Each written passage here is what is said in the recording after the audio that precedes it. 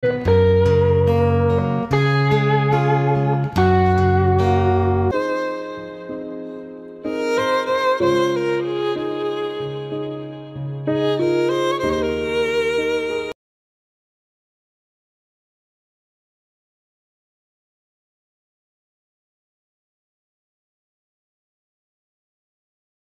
ko lang ang importante. Huwag na, Tenyo. Huwag na. Masama ang pagkakayari. Nakakahiya. Isang silip lamang. Hindi ko naman ipwede. Sa ibang araw na lang. Pagkatapos na, mapakita ko sa'yo. Ang daliri ba nito? Nagdalit ang bilak. Halina, tingnan ko lang. Huwag mo na akong kuyain. Pangit nga ang nakagalit.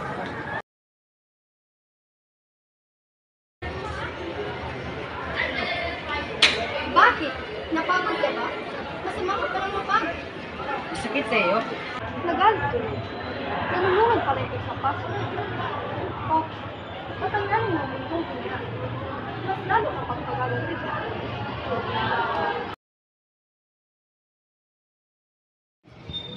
Julia, patawarin mo ako.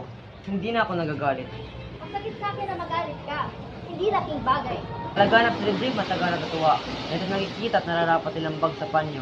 Ito ang pangalan ko. Nagkakamali ka. Hindi tungkol sa iyo ang panyong yan. Sinungaling. At kaninong pangalan nito? A. Antonio. N. Magsiso. F. Flores. Sa amo. Yan ang iaari ko sa kanya sa kaarawan ng Pasko. Among manusun ninyo, pangalang A, N, at F. Pagkat A, amo, N, natin, at F, fraile. Amo nating fraile? Huwag mo akong agreein at madaling nagpapatangaytay ako. Julia, magsabi ka ng katotohanan. Para sa kurang nga ba? Sunugin ko na. Huwag mong sunugin ang iyong pangalan.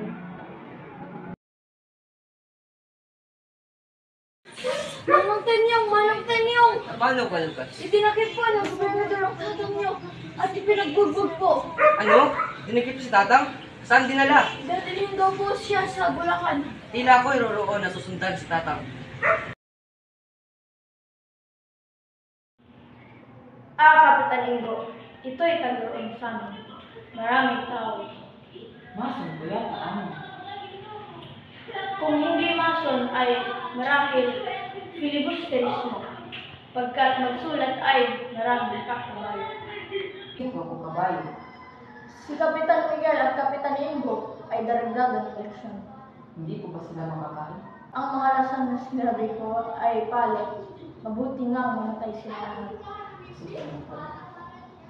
Marcelo, huwag mong kakalimutan si Kapitan Ingo ay araw-araw papaluin at maayos na tulugan. Oo. Pagkatapos ng usapan na iyon, sinimulan na nga nilang pagpaluin araw-araw si Kapitan Ingo. Ngunit ang lahat na dinaranas nito ay hindi man lang alam ng kanyang pamilya. Kapitana Puti, ngayon nakita mo na ang iyong mga tao. Sinabi ko na rin sa alkalde na huwag nang pahirapan at kamutin. Sinabi ko na rin na bigyan sila ng magandang hilahan. Maraming salamat po, Ate. Uuna ko na kami ng gobernador at sasabihin namin na pinapakawalan na ang mga bilanggo. Nakakaawa naman sila. Opo, mama po. Tenyo, isama mong bata, bakit hindi ka umalit sa kamay ng amo? Inang, ang kamay pong tumapos lang ng kapwa ay hindi dapat haggang. Huwag kang maniniwala sa kanilang sinasabi.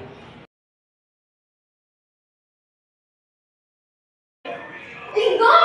Tatang! Inang, tingnan mo ang kalagayan ni Tatang. Tingnan mo si Tatang. Patay na. Tenyo, nananagtala ang aking buong katawan. Nanginitib ang aking dibdib. Ang sakit ay tumatagos hanggang likod.